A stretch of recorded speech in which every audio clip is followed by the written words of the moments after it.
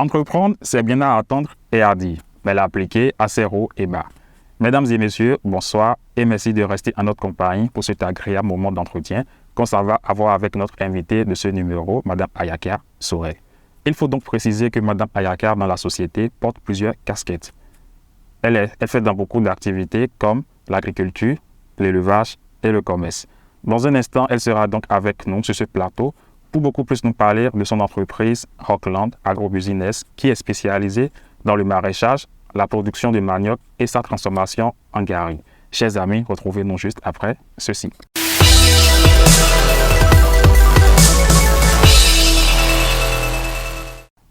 À nouveau, salut chers amis, merci donc de nous retrouver sur ce plateau. Notre invitée, elle est donc déjà installée.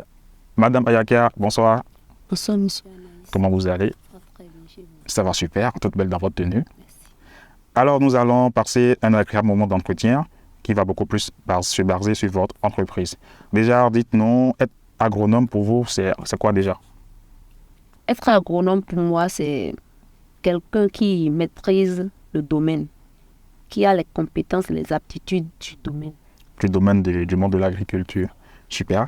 Et quelles sont donc les qualités essentielles qu'un agronome devrait avoir afin d'exceller dans ce métier? Il y a multiples aptitudes et qualités qu'un agronome peut avoir pour exceller dans son domaine. D'accord. Bon, je dirais, il faut avoir la rigueur, la détermination et tout d'abord aussi, il faut avoir la passion du domaine en fait. La passion du domaine, la rigueur, la détermination. Et je pense que c'est un domaine assez complexe. Je me demande s'il ne faut pas avoir également de l'honnêteté là-dedans. Voilà, parce qu'il y a de ces personnes qui sont... Il faut être honnête. Ok, merci.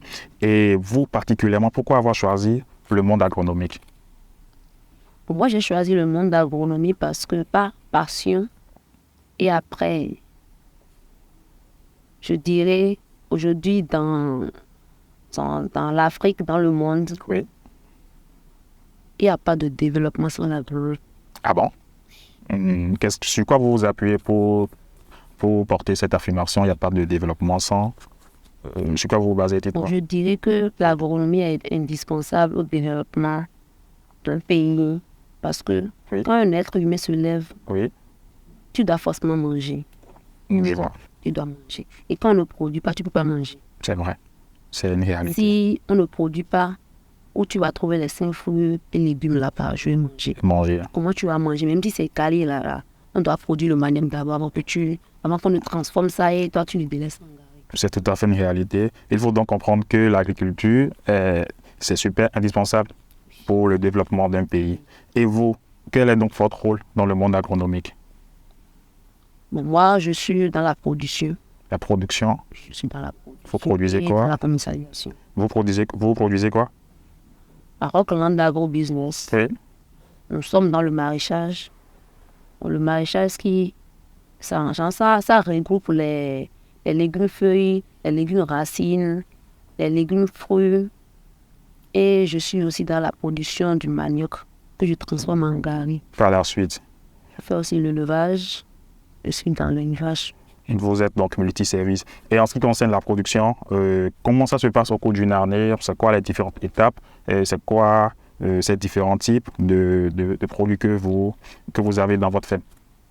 Au démarrage de l'année, ou démarrer une année, Oui. tout d'abord, j'établis mon plan d'affaires. Super.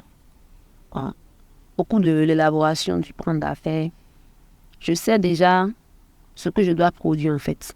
D'accord. Je ne produis pas pour produire. J'ai déjà mon marché. Je vends avant de produire en fait.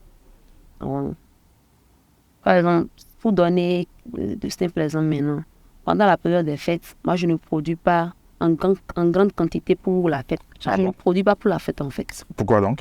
Pourtant, c'est au cours de la fête que la population s'approvisionne beaucoup plus en tout ce qui concerne ses productions, lecture, concombre et tout. Mais vous, là, vous affirmez que vous ne produisez pas. C'est ça en fait. Par exemple, j'ai des concurrents. Donc, j'ai des concurrents.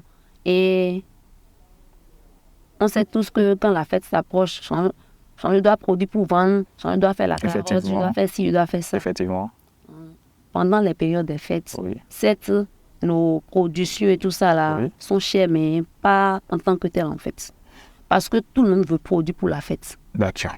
Et quand tout le monde produit pour la fête, tout juste après la fête, une semaine après la fête, il y a des produits qui sont plus sur le marché. sur le marché. Il y a rupture de stock. Donc, il y a rupture de stock.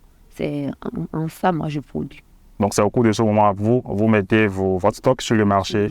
Wow. Parce que quand il n'y a pas ça, là, quand beaucoup de personnes n'ont pas ça, le produit est cher, en fait, sur le marché. Et c'est l'occasion pour vous de faire des chiffres. Waouh, belle stratégie alors. Et comment Madame Payaka s'est donc lancée dans le monde de l'agronomie? Comment ça s'est passé? C'était quoi vos débuts? Racontez-nous un peu la petite histoire. Au début, oui. Bon, j'étais en première.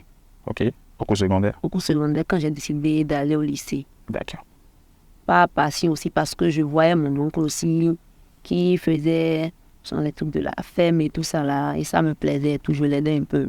D'accord. Mais bien avant ça, j'avais des grandes soeurs, des cousines, des grands-pères qui ont fait des domaines que j'ai bien analysés. Je me suis dit, je suis en première maintenant. Oui. Si je fais longue étude maintenant, je vais devenir quoi? Je vais commencer par être j'ai l'honneur. Et d'habitude, moi. Vous avez horreur de ça? Je travaille pour quelqu'un là. Faut que je dirais. Je ne suis pas trop paresseuse, mais j'aime pas qu'on me commande trop. J'en fais ci, fais ça. Je fais tout. Vous-même? Oui, moi-même, quand je veux et au moment où je le veux, en fait. Donc là, il faut dire que Madame Payaka, elle aime l'autonomie? Oui, c'est ça. Waouh, ok. C'est là, après mes réflexions, oui. Je vois mes grands frères, mes grandes soeurs qui ont étudié. Et après, c'est écrit, j'ai l'honneur. Je suis en 30 000, 40 000, tout ça. Après mes réflexions, je me suis dit, je ne ferai pas ça. Bon, j'ai parlé avec maman. J'ai demandé à maman que je devais aller au lycée. D'accord. D'abord, j'ai demandé à aller au Sangaï. Et c'est ça, ils ont dit non. Qu'il y a un lycée agricole. Et ils m'ont proposé le lycée agricole Tadjaoumé. J'étais la deuxième promotion. Parmi la deuxième promotion. Bon. J'ai déposé les dossiers. Et maman a commencé par m'aider. D'accord. Comme aussi papa n'était pas là. Donc maman... Donc, elle m'aidait moi-même. J'ai commencé avec les petits jobs, les ventes ambulantes, pendant les vacances. Afin de générer. Afin de l'aider. Donc c'est ça, j'ai fini le lycée agricole en 2017. J'ai fini avec un DEAT en production végétale. J'ai entendu parler d'un projet pilote de la Fondation Claudine Talon sur l'insertion socio-professionnelle des jeunes filles déscolarisées dans le domaine agricole. Parce que j'ai postulé, j'ai été sélectionnée parmi les 100 filles. On était 100, on envoyé en formation. On a fait 3 mois de formation et 3 mois de stage. C'est à Djoda, à Grand Popo. On a terminé. Bon. On terminait quand Covid était venu en mars 2019. On nous a renvoyé chez nous. Et c'est là la fondation nous a donné 50 000 chacune comme agent de poche de se débrouiller avec et tout ça là. Je suis rentrée. Lors de la formation, on nous avait parlé d'un projet PADMA. Je suis rentrée, c'est quand je suis rentrée. Je me suis approchée de l'atelier de Tori aussitôt pour avoir plus d'informations sur le projet. Parce que là, on m'a parlé. Et le TCM m'a aidé à faire une coopérative de la place. Et on m'a donné 2000 mètres carrés. Wow. Pour commencer. Ça ne fait pas un cas de détail. Je suis d'accord. Là, j'ai commencé tout seul. Un peu. Et quand j'ai commencé par avoir des revenus, et le marché qui m'attendait, tout, c'était peu. C'était petit, donc j'ai quitté la coopérative pour louer des miettes à moi-même. J'ai commencé, la fondation est revenue voir ce qu'on est devenu en fait après qu'ils vous ont libéré. Et c'est ça, la fondation m'a accompagné avec des intrants agricoles et un tricycle chargeable pour mes livraisons. J'ai continué. Au même moment que la fondation était venue m'accompagner et j'ai commencé par avoir des entrées, je me suis dit, il faut que j'ai au moins la licence. C'est ça. J'ai repris les cours. Vous avez repris les cours l'UCAO. pour avoir la licence. Toujours la licence toujours dans le même Oui, domaine. dans le même domaine. D'accord. Domaine agricole. D'accord. Dans le même domaine. C'est très bien. Une histoire émouvante. Là, je vous dis beaucoup de courage. Beaucoup de courage à vous. Et il faut donc noter que si vous êtes arrivé là aujourd'hui, il faut beaucoup plus remercier cette offre de la Fondation Claudine Talon Je suis arrivé. que vous avez su saisir. Je suis arrivé Très bien. ici aujourd'hui grâce à la fondation. Au passage, on dit un grand merci également à la maman Ouais. Claudine Talon, pour ce genre d'initiative pour accompagner les jeunes femmes entreprenantes. C'est très bien. Alors, en tant qu'agronome, comment voyez-vous l'agriculture, l'état de l'agriculture au Bénin? En tant qu'agronome, Oui, comment voyez-vous en l'état? tant qu'agronome terrain. Justement, agronome oui, agronome terrain, bien sûr, c'est de ça on parle justement. Voilà, je peux dire Oui, qu'aujourd'hui au Bénin, l'agronomie est en train de prendre d'ampleur en fait. ah oui, ça prend de l'élan. J'ai deux de l'un. Et surtout, notre gouvernement encourage beaucoup. Les initiatives entrepreneuriales, ce qui facilite beaucoup plus la tâche. C'est très bien. Et jusque-là, quelle a été votre plus grande réalisation dans ce domaine-là? Je dirais, pour moi, je suis toujours au début. Je suis à peine 4 ans. Oui, parce que je suis dans ma 4e année. Ok. Vous avez quand même fait des progrès au cours de j'ai fait ces 4 beaucoup de années. progrès. Vous avez eu des réalisations. Oui. En Au termes- début, Oui. je voulais avoir une ferme, mais c'était pas pour la production et la commercialisation en fait. Ok. C'était pour aider surtout les jeunes filles orphelines Oui. à savoir faire quelque chose en fait. Parce que être orpheline, c'est pas facile. C'est beaucoup de choses, étant donné que vous êtes également une victime. C'est pas facile. Et tu peux même avoir genre la passion, genre l'envie de faire la chose, mais faute de moyens, tu ne pourras pas le faire. Il faut vraiment du C'était soutien. c'était au début, sur mon projet, en fait, que j'ai rédigé et soumettre à la fondation. D'accord. En 4 ans, En 4 ans, je peux dire, j'ai réalisé beaucoup de choses. vous avez fait beaucoup de progrès. Beaucoup de progrès. Au moins, je peux me lever aujourd'hui, je vais dire, mais si je pars aujourd'hui, on peut dire, ah, elle a une tête quelque part qui porte son nom. Très bien. J'ai Très bien. réalisé beaucoup de choses. Très bien. Il faut donc savoir profiter de ces revenus quand on fait dans l'entrepreneuriat, savoir dans quoi investir, ce que vous essayez de faire. C'est très bien. Et jusque-là, en 4 ans d'activité, c'est clair, vous aurez connu des difficultés, pas mal de difficultés au cours de ces 4 années. Et comment vous arrivez à les surmonter au fur et à mesure jusqu'à vous retrouver à ce niveau aujourd'hui? Bon, avant toute chose, être entrepreneur, Oui. il faut avoir le cœur, il faut avoir la tête haute. Ah oui. Donc, ce qui fait que, comme je sais déjà que l'entrepreneuriat n'est pas facile, Pas du je tout. me suis déjà préparée En conséquence. en conséquence. Donc, quand sans les... Mais on finit jamais de se préparer. Non, c'est ça, on finit jamais de se préparer en entrepreneuriat. Voilà. Donc, Quand ça vient, voilà. avec la tête haute, le courage, Oui. j'arrive à supporter. Vous arrivez à supporter. Et votre ferme, elle est située à Kwao? Il m'a fait à quoi? Ok. Un hectare, bien sûr. D'accord. Et on dit souvent que l'agriculture en Afrique ici, c'est une activité qui est réservée pour les personnes démunies, pour les pauvres. Que pensez-vous de cette affirmation? Êtes-vous d'accord avec cette affirmation? Non, je ne suis pas d'accord. Ah oui? Je ne suis pas d'accord parce que et l'agriculture qu'on dit, l'agriculture que nos parents font au village là, Il y a des années en arrière. c'est pas ça. Hein. Ouais. L'agriculture, c'est pas ça. Tout devient C'est une révolution. en fait. Et quand tu veux innover, tu veux faire quelque chose et impacter Il faut ta vraiment investir. communauté, il faut investir. Avant, nos parents puisaient de l'eau dans les puits et tout ça là pour arroser. Il faut arroser. Mais aujourd'hui, tu ne peux pas avoir 1 hectare, 2 hectares, 3 hectares, même si c'est un carré là, et puiser de l'eau et arroser, c'est sorti. Non, non. Il faut faire des systèmes d'irrigation et tout ça là. C'est de l'argent. De l'argent. Quel pauvre peut faire ça? Je ne Moi, pense. jusqu'ici, je ne suis pas arrivé à faire ça. Sans qu'on nous mette là, je ne pourrais pas le Vous faire. ne pourrez pas le faire. Donc, faut donc reconnaître que vous investissez assez dans cette activité-là. Il faut investir assez Waouh, dedans au début. au début. Et en termes de revenus, quand l'on investit en termes de revenus, par exemple vous, avec votre femme, avec vos activités, en termes de revenus le mois, vous vous retrouvez à combien en termes de chiffres? Des exemples.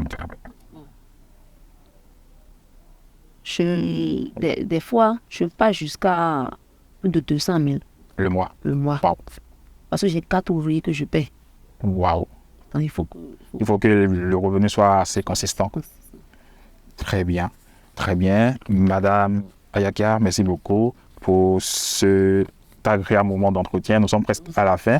Je vais vous poser d'ailleurs une dernière question. Une personne, quelqu'un qui s'intéresse à cette activité et qui voudrait faire dans l'agriculture, quel conseil vous pourrez envoyer à l'endroit de cette personne?